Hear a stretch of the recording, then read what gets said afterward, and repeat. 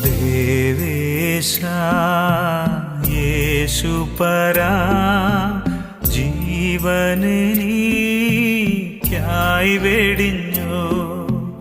ജീവനറ്റ പാപികൾക്കു നിത്യജീവൻ കൊടുപ്പാനായി നീ മരിച്ചു. നിത്യജീവൻ കൊടുപ്പാനായി നീ മരിച്ചു.